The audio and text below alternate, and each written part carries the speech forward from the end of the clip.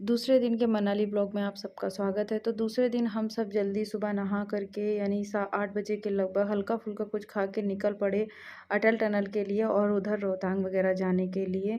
तो हमें वहाँ के लिए परमिट लेना पड़ता है, तो हमने ऑनलाइन परमिट 1 दिन पहले ही लिया था जो ₹550 का मिलता है। तो अगर आप अपने व्हीकल से जा रहे हो तो वैसे मुझे नहीं पता है कि प्राइवेट कैब वगैरह से जाते हैं तो उसका क्या प्रोसीजर है। तो ये हमने ऑनलाइन मोबाइल से ही बुक किया था और इसके बाद में ये देखिए इस तरीके से हम पहुँचे अटल टनल की तरफ। तो छोटी-छोटी टनल पहाड़ों में काफ़ी सारी मिलती रहती हैं। तो जब हम अटल टनल पहुँचे तो वहाँ पे हमें चेक करने के लिए यानी परमिट वगैरह चेक करने के लिए रोक लिया गया।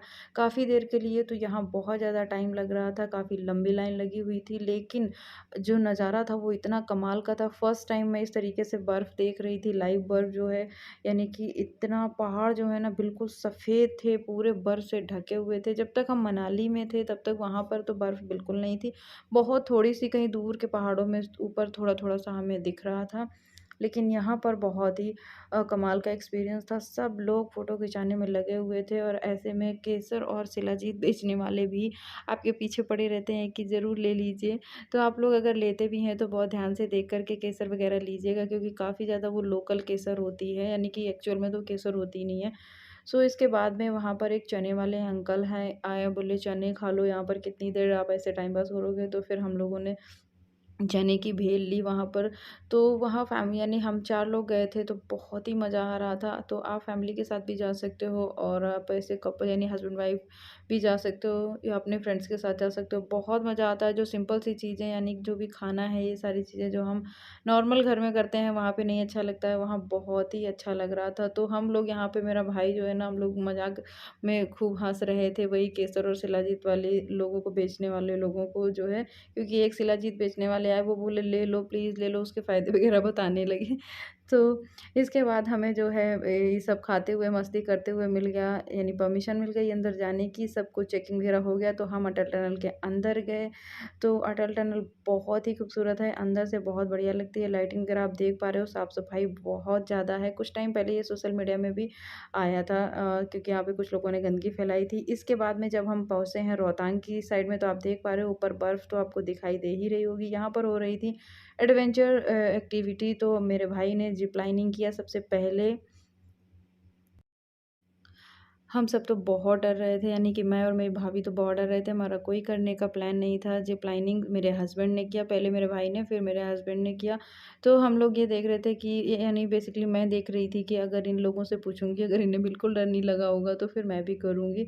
उसके बाद में जो है देखिए मेरे हस्बैंड ने भी कर लिया और फिर जो है जब जब मेरे भाई और मेरे हस्बैंड ने कर लिया तो इन लोगों ने मुझे बहुत प्रेशराइज़ किया कि करो, करो। और इसके बाद में फिर मैं भी करने का थोड़ा-सा मन तो बनाती हूँ कि चलो करके देखते हैं, बहुत ज़्यादा हाइट नहीं है। लेकिन जैसे ही उन्होंने मुझे ये सीट वगैरह पहनाई, ये यहाँ पर ये पैराग्लाइडिंग वाली सीट है, यानी कि जो नॉर्मल हार्नेस वगैरह होती है वैसे नहीं था। तो पैराग्लाइडिंग की सीट में आप बहुत अच्छे से बैठ पाते हो, आपको अच्छा-सा सपोर्ट फ़ील होता है। लेकिन फिर वो अंकल बोले कि अच्छा अगर हमारा एक ऑपरेटर आपके साथ में जाए तो आप कर लोगे?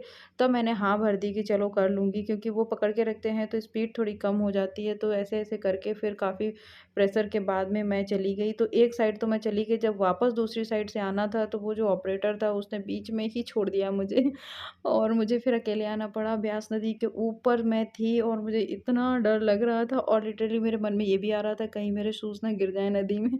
और फिर यहाँ पर इस तरीके से हमारी जो है ज़िप लाइनिंग हुई। फर्स्ट टाइम मेरी लाइफ़ का एडवेंचर था और फिर जब मैंने कर लिया तो फिर हम सब ने प्रेशर करके अपनी भाभी को भी करा दिया, जो एक्सट्रीम लेवल पर डर रही थीं। और देखिए ये फिर जब आईं कितने मज़े से, मैंने इनसे पूछा डर लगा? तो बोली नहीं, बिल्कुल भी डर नहीं लगा।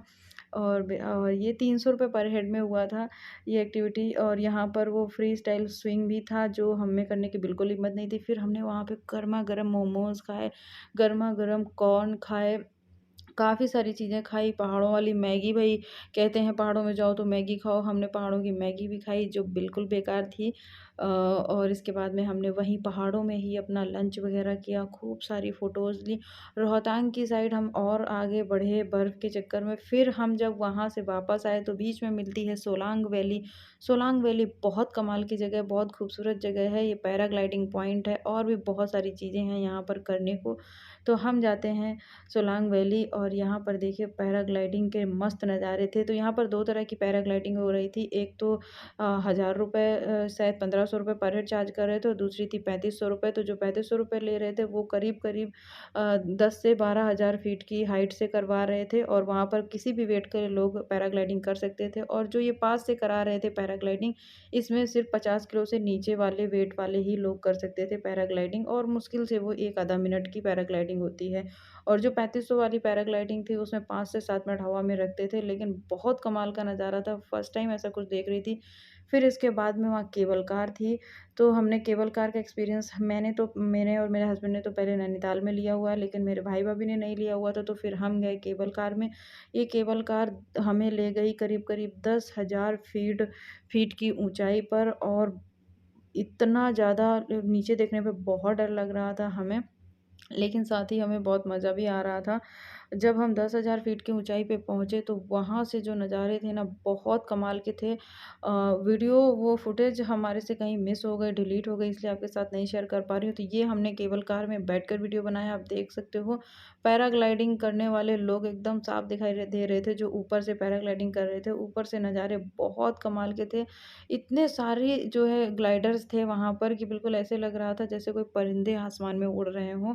लेकिन एक्सपीरियंस बहुत कमाल का था। जैसे-जैसे केबल कार हमारी ऊपर जा रही थी, फिर जब हम नीचे की तरफ देख रहे थे ना, तो बहुत कमाल का नज़ारा था। और यहाँ पर सोलांग वैली में केबल कार का चार्ज आई थिंक 700 या ₹800 पर हेड था और बहुत कमाल का था। जब हम 10,000 फीट की ऊँचाई पे पहुँचे, तो वहाँ पर फ़ोटोज़ वग़ैरह जो है बहुत कमाल का व्यू आता है और उसके ऊपर वहाँ पर स्कीइंग वग़ैरह भी होती है। उन्होंने एक शायद आइस रूम बना के रखा हुआ है। तो यहाँ पर देखिए इस तरीके से जो है हमने हमारा दूसरा दिन समाप्त हुआ मनाली व्लॉग का और तीसरे दिन जो है हम निकल पड़े अपने घर के लिए। बहुत अच्छी ट्रिप रही, बहुत मज़ा आया, वहाँ पे हल्की ठंड थी। आपको वीडियो पसंद आया हो तो शेयर कीजिए।